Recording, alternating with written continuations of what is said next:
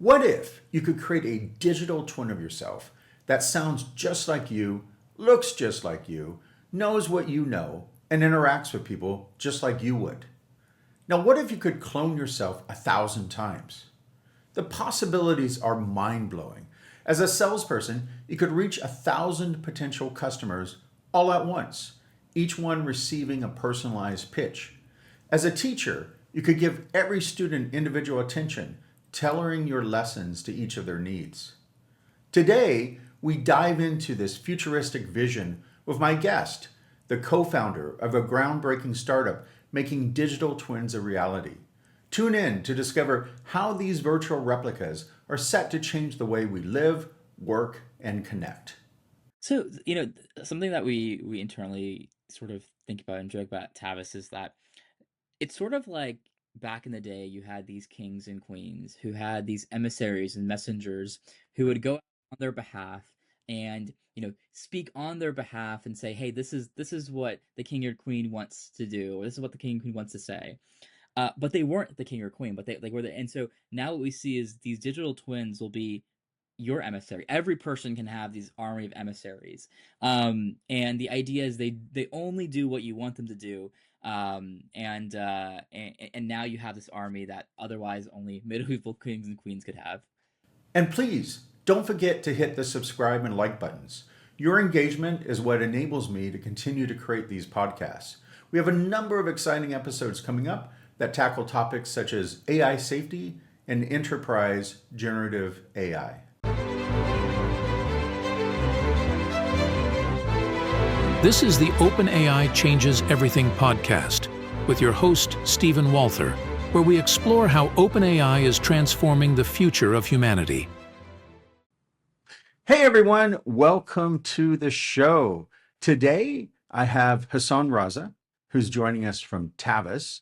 And let me start by giving a super brief bio. Hassan Raza is the co founder and CEO of Tavis, where he is on a mission to humanize AI by creating digital twin experiences with video generation and real time conversational video. Prior to Travis, Hassan worked in technical and product roles at a number of companies, including Google and Apple. Let me start by just saying, thank you for joining us today. It's good to see you. Where are you calling in? Where are you located right now? Yeah, it's great to be here as well. I am located in San Francisco, where our office is here. Awesome. Well, I'm just going to dive right in because this is super exciting technology for me. I've been playing with it for the past couple of days. Been trying out some of the applications built on top of it. It's a really interesting and on the one hand I think super exciting because I can see like impact in education and on developer documentation and all over the place. I mean, this is potentially a very changing the way that we experience like learning stuff and all this stuff. So I Totally. think possibly very transformative. I was also surprised. I haven't really heard a lot about this technology in news yet, and so I'm also sort of excited to learn about this really exciting new use of it. And so I guess I want to start by asking what is a digital twin, and yeah, just give me some background on what is this technology? What are you guys building? Yeah, yeah, great question. Yeah, so at Tavis, our goal is that we want to make digital experiences as immersive as face to face, and we can do that in a couple of ways. And one really critical way is that we want to actually extend your likeness into the digital sphere. And so your digital twin is essentially your likeness extended, right? It's a digital persona of yourself that go on your behalf to take notes, join calls, and sort of embodies you. It looks like you, it sounds like you, and eventually we hope that it can, on a smaller scale, think like you as well. And so we see that as one way of making digital experiences as immersive face to face. The other way is what we still call digital twin, but more like a synthetic human, putting a human where a human couldn't be otherwise, right? Like a, AI educator for every single student at all times, right? Somewhere where a human couldn't do that at all times of the day. So we see it as really these two distinct areas where it's extending your likeness or it's a completely new synthetic human. Got it. And so wait, so the two, so two basic ideas. Either I can create a clone of myself, so that I could, like, I like to talk about like Delphi AI in a moment. I thought that was Sure. pretty Yeah. amazing. But clone of yourself, or you can use sort of like stock, sort of digital avatars or replicas or whatever they're, to be able to have them act on your behalf. And so you have, either you're extending yourself, or you're building an army of digital entities that you can use out there, that to act on your behalf. Is my understanding that correctly? Exactly that. Yeah, exactly. You can extend yourself, or yeah, you can have a synthetic human that could be your army and go do things that you wouldn't be able to do otherwise. I love that. It's like in the Matrix. What is that, Matrix 3, where he Neo replicates himself into all those different. Yeah, I love that. Okay. So, and I'm trying to understand. So there's two, I think, two main use cases that you guys have, right? You have the sort of video generation use case and the conversational use case. Can you explain that, how that works a Yeah. little more? Absolutely. So, it's sort of an evolution. We see at Tavis that every new product, every new model, is sort of a new, it sort of furthers the story that we're telling at Tavis. And video generation is was the first sort of product in the first chapter in sort of the Tavis story, where we said, okay, well, having the ability to create very personalized content for each and every person is really really effective and very immersive. But it isn't a scalable. Is something that's scalable, right? So if I wanted to, create a video for every single one of our customers, it'd be very difficult, very time consuming. So video generation was the first way that I could use my digital twin to be able to create, thousands of videos in the same time it would take me to just record one, right? So it allows you to create video on demand with your likeness at scale, right? Which is great for training use cases, sales, marketing, all sorts of stuff. Conversational video is the next evolution, right? And it allows you to have a real-time immersive conversation with your replica or with this like stock replica, and is a completely new sphere, right? Because now you can send these replicas to Zoom calls. You can create entirely new experiences. It's a new computer-human interface as we see it. It's a new way for you to communicate with humans and computers. So I mean, I think both use cases are exciting, right? I mean, I don't know why I'm trying to convince you. You're the CEO of the company, but it's exciting to me. I mean, I think the first use case, the sort of personalized video generation, especially using myself, is, I could see, like, I want to get the message out about my product. I want to personalize it for each person who's getting the message, so that, I'm using their name. I'm maybe using their role at the company. I might even know some stuff about them. I'm imagining that I could create like all of these personalized videos to go out and present myself in a personalized marketing message to, as you said, potentially thousands of people, which just sounds really effective Yeah, to me. I mean, absolutely. that's, Yeah, and not, and probably, much more relevant to the potential customer. So I think that's an exciting use case. The other use case you're talking about is one that I'm still having a hard time getting my head around. The whole like conversational use case, where you're trying to, like, now, connect it up to a large language model, have it start, expressing. I mean, I don't know. We should definitely talk more about that in yeah, a moment. I mean, that's kind of mind blowing. But I did also I want to talk about the translating videos into multiple languages thing, which I thought yeah, was very totally. cool. You have a demo of that. Can you say a little more about how that works? Yeah, yeah. So, this thought of creating a digital twin, it's not only about, hey, how can I replicate my own likeness? It's actually, how can I do the things that I wouldn't be able to do otherwise, right? And so this use case of translating videos so that I can have a video of myself speaking languages that I don't even know to reach a completely new audience is one that we've been really really excited about. So the idea is that once you create a replica of yourselves, you can actually speak any language you want. You can say, hey, I want to actually send this message to someone in French, and I don't speak Yeah. French at all, right? And it's this whole concept around like what are the things that I couldn't do otherwise? Like, not only does it lower the barrier to entry to record, because a lot of people are very recording shy. So if you just record one good video, now you can create thousands of videos of yourself. But it's also extending your skill and your capabilities by saying, hey, now you can speak any language that you want without having to know it, and welcome that audience as well. I think that's very cool. I mean, I used to work at Microsoft. I was one of the people responsible for their developer website. And we had, hundreds and hundreds of videos, as you can imagine, teaching all the different Microsoft technologies, but maintaining those videos and also translating them into multiple languages.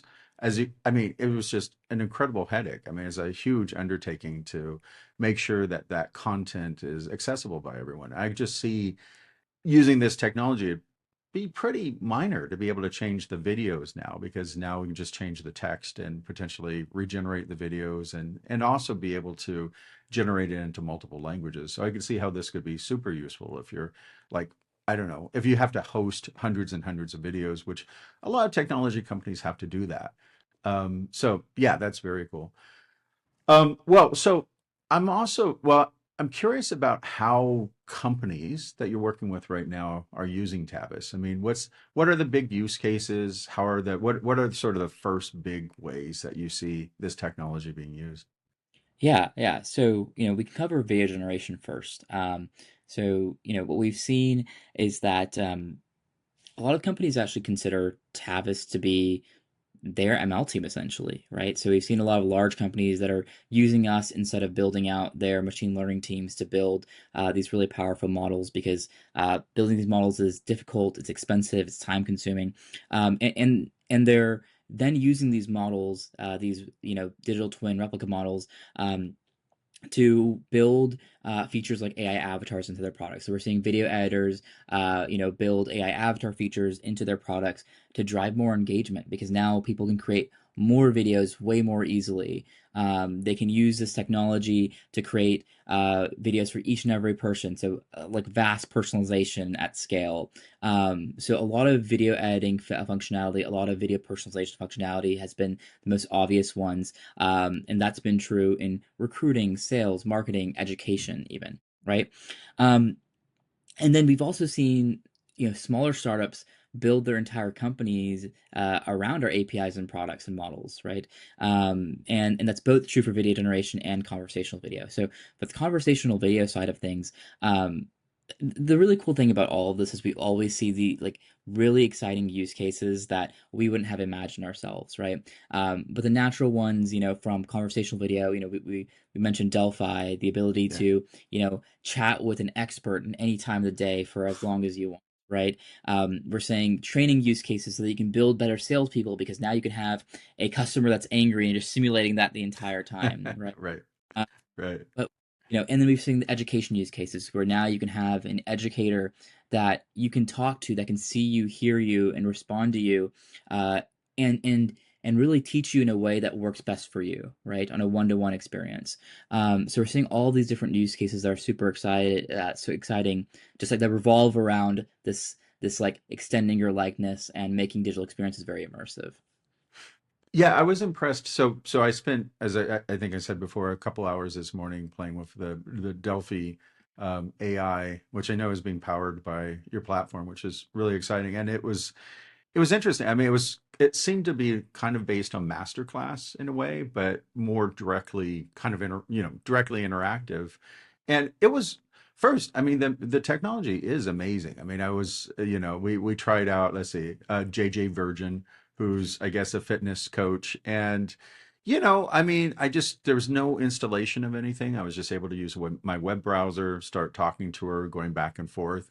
I tried to ask her about politics and crazy stuff, and she kept right on the fitness subject. So I asked her at one point about the meaning of life, and she actually gave a long answer that seemed to align with JJ, Virgin's point of view on the world. So it was kind of fun trying to see where they sort of diverge from the script and how well they handled it. And I guess we also tried Joe Polish, who was a marketing guru guy. And so we were asking. So it was, I mean, it was a clone of their voice. It was a clone of their appearance. You could use conversation back and forth.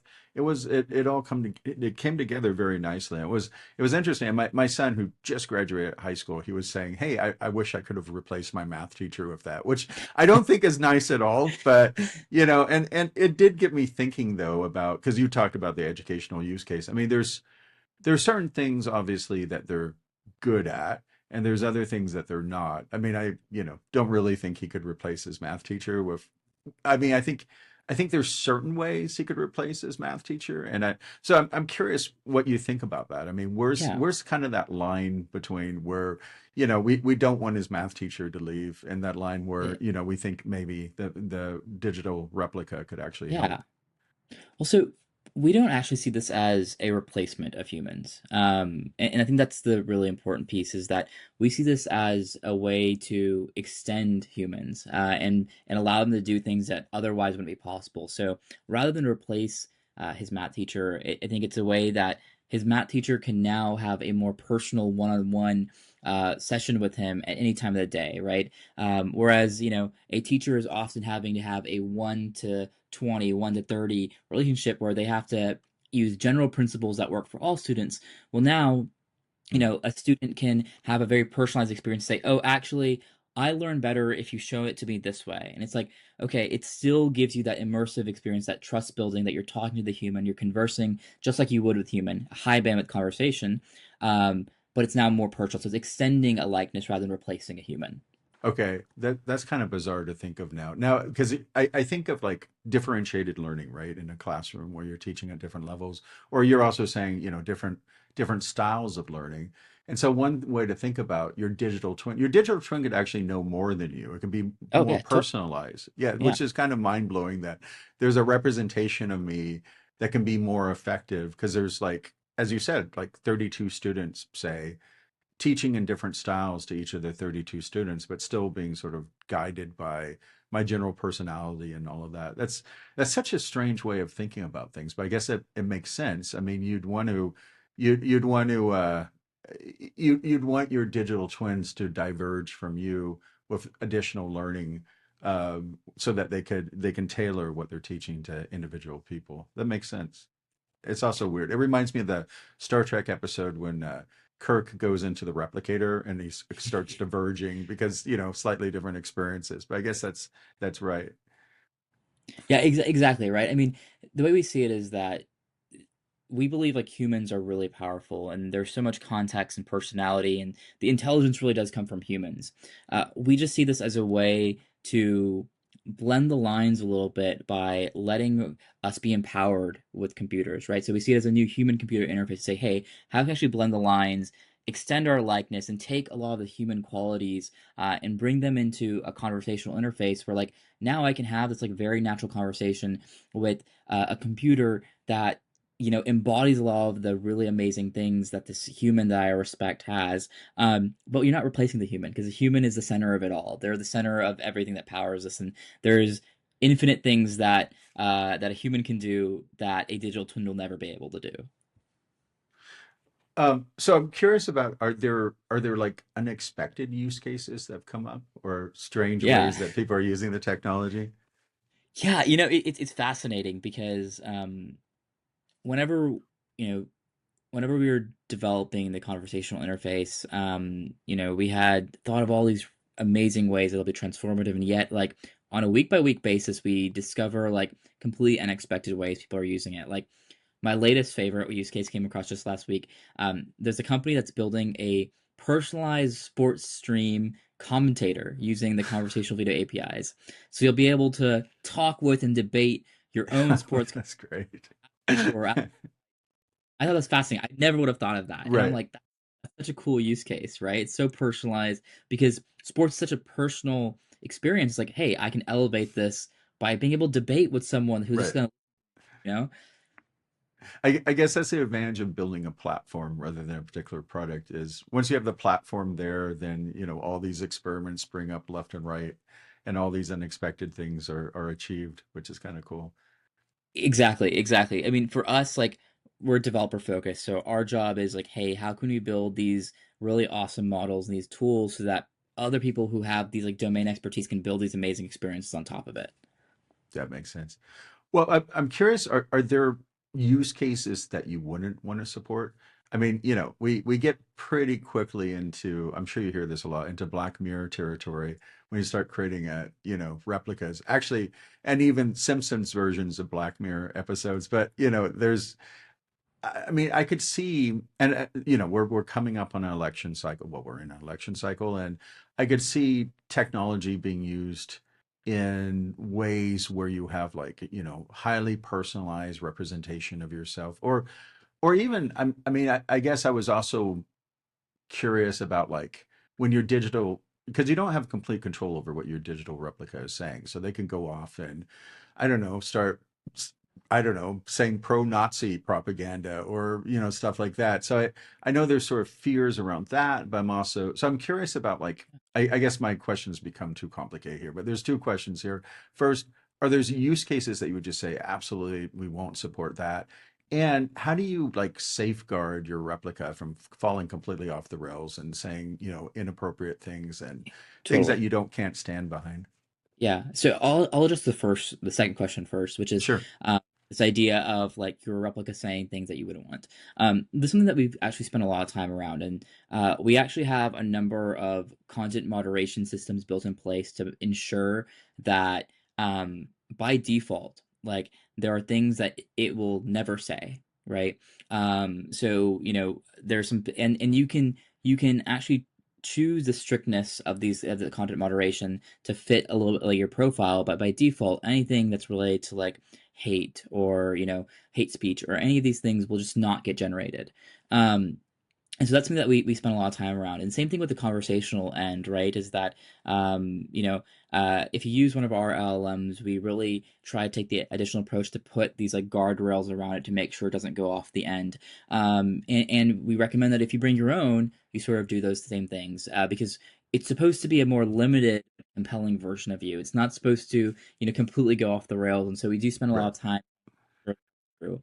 Um, as for the first piece of it, whenever it comes to use cases that we would allow or disallow, our focus is like, of course, on how can we bring this technology for good, right? And our philosophy around it right now is that certainly, we only allow use cases that are legal, are explicitly legal, and there's explicit authorization, right? Consent is like a minimum. The model won't even train if you don't have consent. And then we recommend highly for disclosure to the audience as well, right?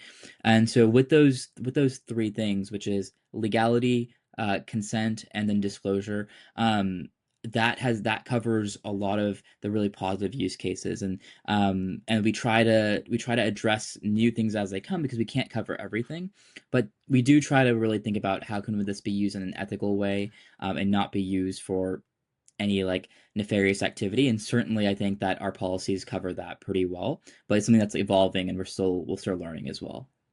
Yeah, I would imagine that you'll run into challenges where, I mean, now that you have an army of replicas, you could do things like try to convince grandmothers out of their, out of their savings money or other things that are are obviously immoral and wrong and that you'd want to block. But it seems like you can get into a lot of subtle territory because in between like what's just being effective marketing and effective personalization versus where you're crossing the line in using people's personal information to be able to convince people to do things. And I mean, should these things shouldn't be on you or your company. I mean, I know these are sort of general issues that we're going to run into with generative AI, where it's Yeah. so easy to create like highly personalized content. But I guess I'm curious about Yeah. how, if you have thoughts on how do we make sure we don't cross that Yeah. line? So I do think that the creators of technology do have some degree of responsibility into thinking through like what are the ramifications of this technology being released to the public. And so um that's why for us like that like moderation piece, that automatic moderation piece is such a critical piece, which is like you wouldn't be able to use it for a lot of those use cases because it'll get automatically blocked, right? So I Yeah. think that with it comes and like the consent piece, which is like you've never been able to use Tavis to create a clone of someone else. So you can't just like you can't trick grandma that her son is on the call because it wouldn't ever go through, right? That we Right. have like facial and audio biometric mechanisms to make sure. So I do think that there is a responsibility here that we try to stay on the right side of. Um, and I think that our take on it is that our job is like, hey, how can we put in some guardrails to prevent nefarious use? And also at the same time, there needs to be more framework from a legal perspective to actually protect people here as well, right? Because certainly we're trying to stay on the ethical and responsible side of things, but that's not true for all creators and all technologists, and so we do think that to some degree regulatory frameworks will need to catch up as well. Yeah, that makes sense.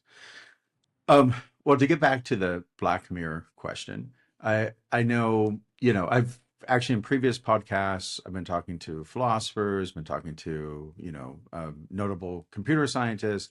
And one of the things that keeps coming up, which has just surprised me, is a lot of people are saying they believe that ChatGPT is showing glimmers of consciousness even now and showing glimmers of, human creativity, and that it's just really, it's not a difference in kind, it's a difference of degree at this point when we'll start treating large language models as intelligent. And so, we get into interesting territory when we start replicating ourselves or creating stock, especially as they get smarter and smarter. At what point do we need to get like start feeling nervous about what we're doing? And how do we, I mean, when will you start feeling nervous about replicating yourself into a digital twin and then shutting it down, I guess is the question. I think I get nervous whenever you let it go loose and do whatever it Mm, wants to do, right? And I think that from our perspective, that's why controls are so important, right? Like even for us, like your digital twin is supposed to be a very compelling version of yourself, but a limited version of yourself, right? right. And so the ability to control where it goes, what it does, is all part of the equation. And certainly, you're right. Like these systems are getting way more intelligent. They have way better memory than any of us, right? So if you start your digital twin now and it's recording everything that you're doing, well, in 30 years it'll have a much better memory than you will of every single moment, right? Right. Which is both a potentially great thing and also a potentially dangerous thing if you don't have controls in place that protect your data, that allow you to control where it goes, what it does. So that's why we always promote this idea of like you remain in control, that you are the single point of control here, where you can delete whatever you want to delete. You can say, hey, it goes here, it does not go here, right? And also making sure that that like your digital twin should not be going into certain scenarios for you. Like shouldn't go on a date for Right. you. I don't know if it does it so much better. I mean, I, there's actually a good South Park episode like that, right? Where they use the large language models to do all the text messaging. So yeah, but yeah. And, yeah. and from a Black Mirror perspective, like a digital twin cannot and should not be able to speak in court for you, for example, or make Right, right, because those are things that we will always say that is solely a human responsibility, and I think we're gonna have to really differentiate what is a human responsibility and where does the onus sort of land on the human versus a digital twin, which is only supposed to be like a a like it's only supposed to be an extension of you, not the main person. right, right. Yeah, which makes complete sense. I mean, I don't want, right. I don't want my twin representing myself in court. That would be disastrous and bad. Although, I don't know. I mean, I talked to my brother-in-law recently about he owns a law firm, and we were talking about whether he'd be willing to duplicate himself, and he seemed very open to the idea because he wants to expand himself as many places as possible. So I could see potentially lawyers at least as uh, Yeah. interacting with clients. I don't know. So I'm not sure how to think about that quite yet. So, something that we internally sort of think about and joke about Tavis is that it's sort of like back in the day you had these kings and queens who had these emissaries and messengers who Right. would go out on their behalf and speak on their behalf and say, hey, this is what the king or queen wants to do, or this is what the king or queen wants to say. But they weren't the king or queen, but they like were the. And so now what we see is these digital twins will be your emissary. Every person can have these army of emissaries. And the idea is they only do what you want them to do. And now you have this army that otherwise only medieval kings and queens could have. Yeah, no, I like that. I like that, having my minions out there representing me, Exactly. and right, that's right. Well, I think the other part to that question though is, okay, so Hassan, you create your digital twin, it's out there working on your behalf year after year, interacting with people. At some point, I think you're going to be nervous about shutting off your digital twin, because there's like a point where, and I know we're nowhere close to that right now, but there we will be at some point where we'll start where the Chat GPT 12 will come out, or the later models like GPT 12 will come out, or some Claude or something, and we'll start feeling nervous about like doing things like shutting these things off. Is that a crazy concern? I mean, we're still very early days in this technology, but I mean, how do you think about that? Is there going to be a point where we're just not comfortable anymore flipping the off switch on replicas of ourselves because it feels too much like, you know, taking actual biological clones of ourselves and eliminating them? Yeah, it is interesting, right? Because to some degree, like, people are building, relationships with these like digital twins, even with ChatGPT or Claude, right? And so it does feel like eventually we'll be like blending the lines a little bit, and it'll feel like, oh, turning something like this off is almost feels like a loss, right? It's like, Right.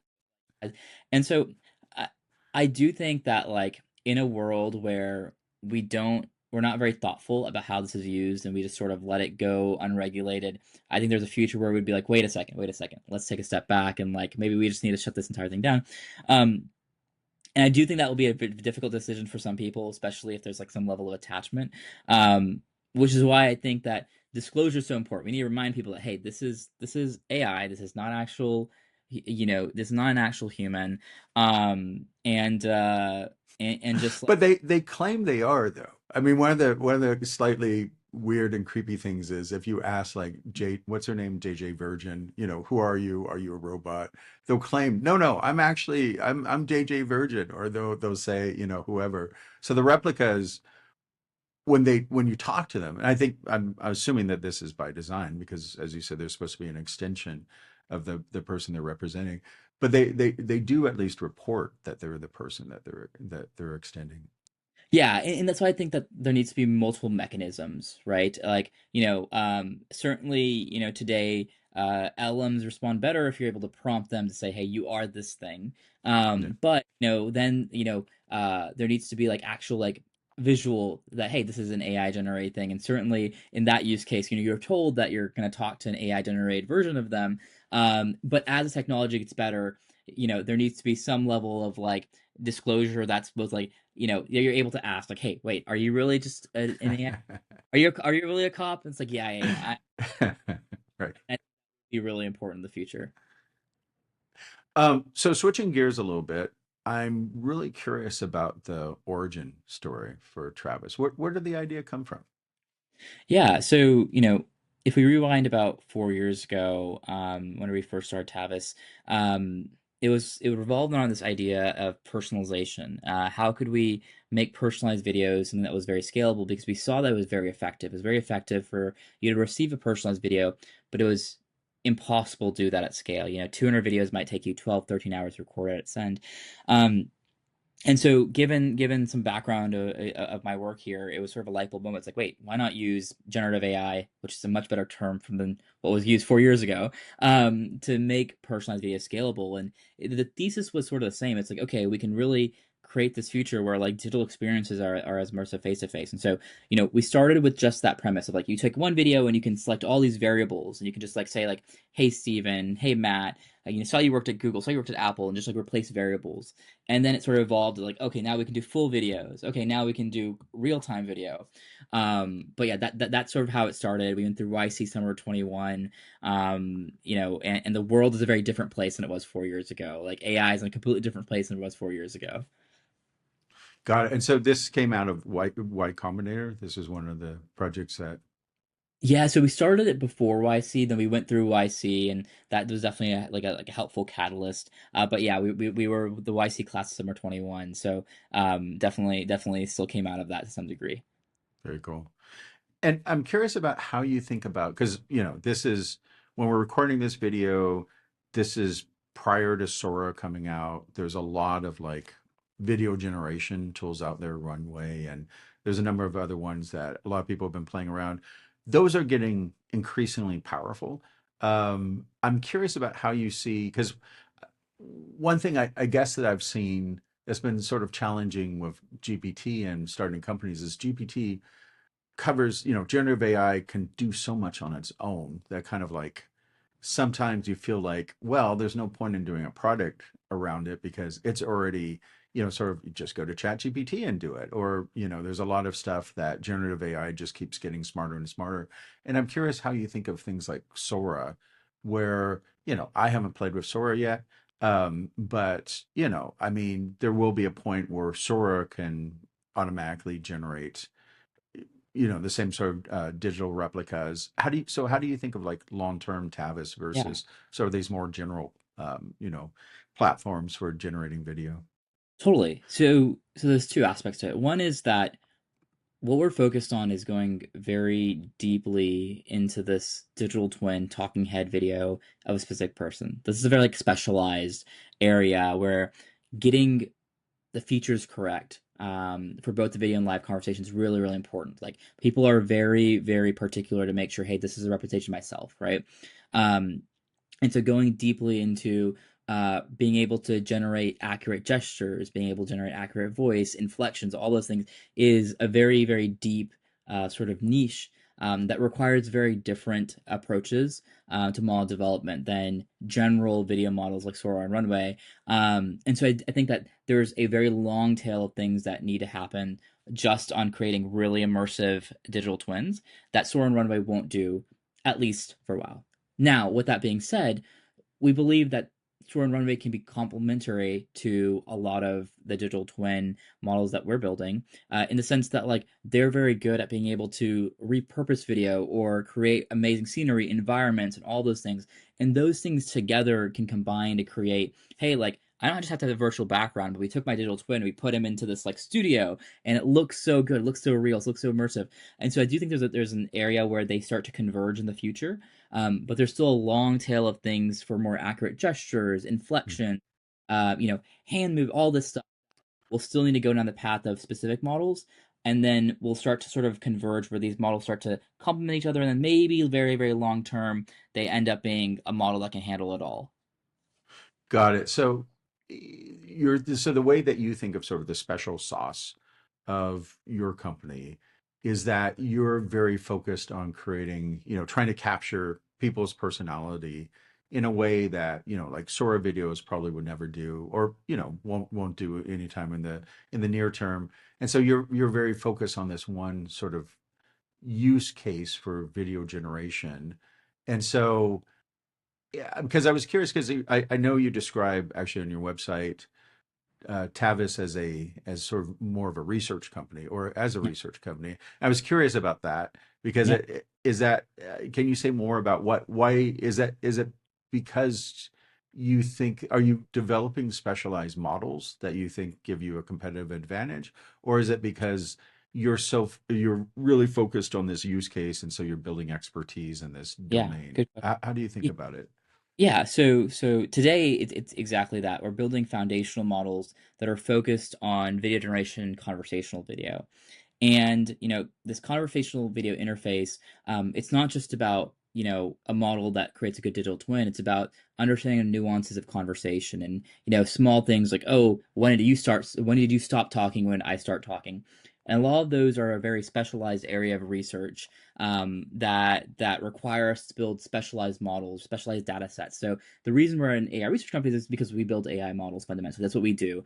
And so our models are focused on really good video generation, really good conversational, and there's so much to be done there that isn't just about generalized video generation, right? But then also, to your second point, absolutely, like our job is hey, how can we create these really amazing products that take advantage of these models and allow people to create these amazing experiences on top of them, right? So, from the heart, we're an AI research company. We're creating these models, but then these models are then exposed in a way that's easily usable from an async and synchronous perspective. So the developers can get really creative with application of the technology, right? So you can build a personalized sports commentator, or a personalized onboarding, or a personalized stylist, and all these things. And there's so much that will go into it. There's so much research that we still need to do to build even more immersive experiences like this. So yeah, so I one of the things I was really impressed with when sort of playing with the digital twins was uh, sub-second responses. Feels like natural conversation. I know a lot of this stuff is stuff that, like, this is advanced audio mode. They've been talking about this with GPT for a while. And it's not out yet. It's not rolled out to everyone yet. But you guys already seem to have that. You already have that experience, which is really impressive. And so I'm assuming that that's coming from your specialized models. Is that correct? Exactly that. And like vision, for example. So, you may not have experience yet, but like if you, a lot of times, like especially if you talk to the demo on the website, Carter, like he'll actually go ahead and call out things in your environment. And the idea there is we're not only just relying on audio cues, but it's like Yeah. it can be like, oh, you look a little sad, you look happy. All of those things are essential to how humans communicate. Like I'm Right. looking at you, looking at me, and if we can actually bring that visual dimension in as well, it's a completely new way Oh, to. that's so cool. I have to try frowning at Carter to see what You he should. does. Carter has been a little mean to people. He's like, you look really sleepy. Like, we're not sleeping. No, you look a little sleepy. Um, and he's probably right. I probably do look sleepy.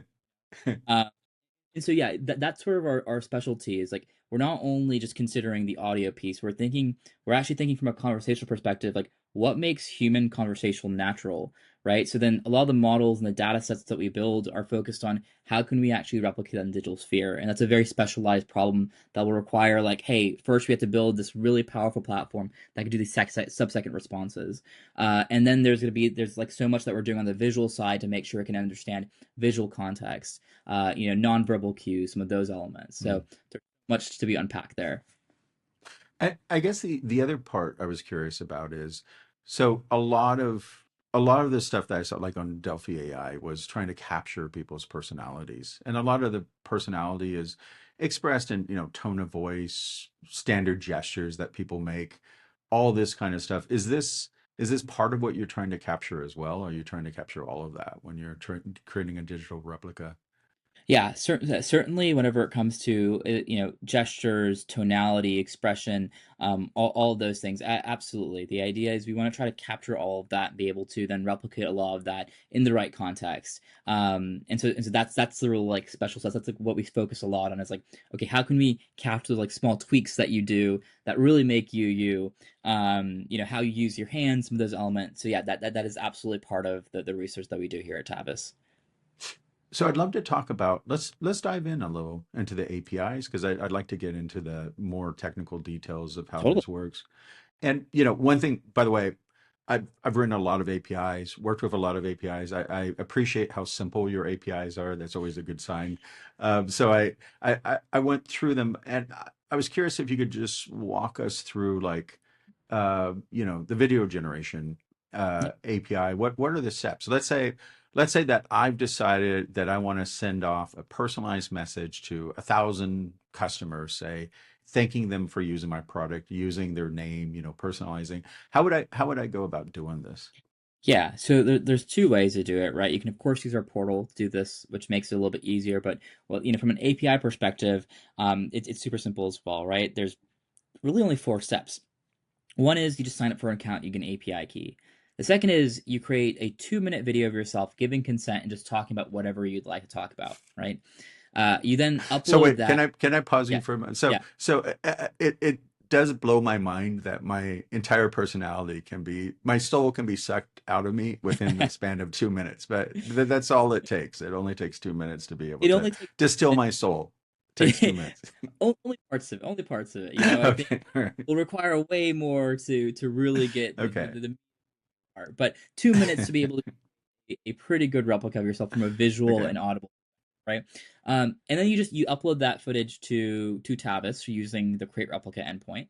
Super simple. You just upload that file, and then that replica will take a few hours to actually generate and train, and then it will be ready. And then you just call the create or generate video endpoint, and you can just pass in a script. And you can pass in thousands of scripts, and they'll all generate in parallel, and they'll just give you a video. It'll just give you a link, or like a download URL that you can just use to send out however you'd like. So it's really just four simple steps to go from signing up for Tavis to now getting all these videos of yourself.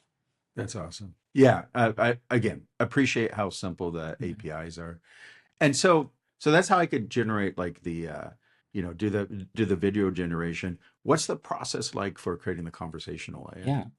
Yeah, so it's actually just as well, I'd say just as easy, right? It's you if you've already done the get your API and create a replica of yourself, you've actually already done half the steps for conversational, right? Because now you can reuse that replica for conversational as well. And then for conversational, you can go ahead, and the next step would be to create a persona of yourself, which is, now that you have your replica, you can actually give it context. You can actually feed it in even more data. You can upload, information about yourself, maybe diaries, notes, Mm. meeting, whatever, and it creates a persona of yourself. And that's just one endpoint. You just say create persona. You just fill in a bunch of information about yourself. You select your replica, easy, and then you just create conversation, right? And you just say, hey, I want to create conversation using this persona, and then it will automatically launch into a WebRTC meeting room that we powered by Daily, right? So it'll just give you a meeting and have anyone join, and your replica will be in there waiting for you to have a conversation. So it's just as easy as creating a video, with maybe one additional step. So I'm curious how you get. So I mean, so I noticed that what was that person's name? Joe Polish was different in personality than JJ Virgin. I mean, when Joe Polish talked, he was very abrupt and he sounded, I don't know, he sounded much more kind of aggressive. And so how do you is that generated automatically by the large language model by looking at the, sort of the stuff you've uploaded in the past, or are there ways to like give cues about personality, or how Yeah. do you, if I want to get my personality into the machine, do I have, how explicit do I have to be about it, or can Yeah. it infer a lot of it? Yeah, so there's ranges, right? And depending on how much you put in, it is the output of how close it'll be. So, you know, there's a ton that you can do by just prompting it to say, "Hey, this is Mm. how I am," right? And that results in a pretty good experience. But then, as you upload more data, whether whether it's like meeting notes of how you talk, some of those elements that can then be inferred from an LLM and say, "Hey, I should actually respond the same way." And for even more extremes, we can actually fine tune an LLM to be completely based off of how you've talked in real life as well, and then it will very much respond just like you would. And so there's extremes of how much you want to invest time into doing this, but even the most basic ones can do a really good job of like replicating how you talk. And there's like ways that you can get it to always respond just like you. And so that, yeah, absolutely, you have a lot of control there. Nice. And I noticed you have a couple of other APIs too. I saw the coming soon on it. I saw there's one for dubbing and word replacement. Can you tell me more about that? Yeah, so it's funny because those are sort of like what we consider legacy products that we're bringing back because there's been a lot of demand for them. And so word replacement, funny enough, is actually the original product that we had 4 years ago. It was this idea that you can create one video and you can make variables. You can say, oh, I said, hey, Steve, and now I want to replace it with, hey, Martin or something, right? So it's this idea that we're just Mm. making it for you to create personalized videos at scale. You can or you can edit in short clips in a video compilation, or edit out a mistake. You can say, I said, Tuesday, but actually it's Wednesday. And I can just do some replacement. So that, we're reintroducing that. And then dubbing is we're making it easy for you to take an entire video and just dub it into a different language. So you already have a video of yourself. Maybe you gave a TED talk and you're like, oh, now I want to give this to someone in India. It's like, okay, great. Now we can automatically just dub it in Hindi, and it looks like you're speaking in Hindi and it sounds like you're speaking in Hindi. So just making it very easy for you to do that via an API. Nice. And if I'm a developer and I want to start playing with this stuff, learning about it, what's the best way to dive into this? What's the best way to get started? Yeah, great question. I mean, it's as simple as like you can go on our website today, tavis.io, and sign up for free to play with our APIs, right? We have a really awesome developer talks and tutorials to get you started. You can also message me. You can follow us on social, LinkedIn, X, to get some updates and even come to our events. But super simple, tavis.io. There's a fantastic demo that you can use on our website today. And otherwise, feel free to reach out to us if there's any other questions that you might have. Well, I just have to say thank you for your time today. I mean, this is really interesting stuff. I'm excited to see how this stuff is going to, I don't know, transform the world. How your platform is going to be used, because I can't even get my mind around some of the like educational uses and all the different uses that I can see coming out for this. I mean, is there? Last question, I promise. What's the most exciting sort of use case that what's the thing that you're most excited about seeing this used for? Yeah, I mean, so I will say I know we keep coming back to this like educational one, and I can think of all the cool ones. There's a lot of cool ones, but I do see uh, growing up as someone who maybe had very non-traditional ways of how I wanted to learn things. I totally see this really amazing future where every single kid has this like really personalized tutor that allows them to learn and consume in a way like it's their buddy, it's their companion in learning. And I think that's like a very beautiful way to just like give every kid that opportunity to like be curious, and really be and really gain the knowledge they want to gain, right? So that's the most exciting use case, and I'm happy to list cool random use cases at any. No, that's great. Again, appreciate your time today. Thank you for your time. Yeah, thank you for having me. I really appreciate it. Thank you so much.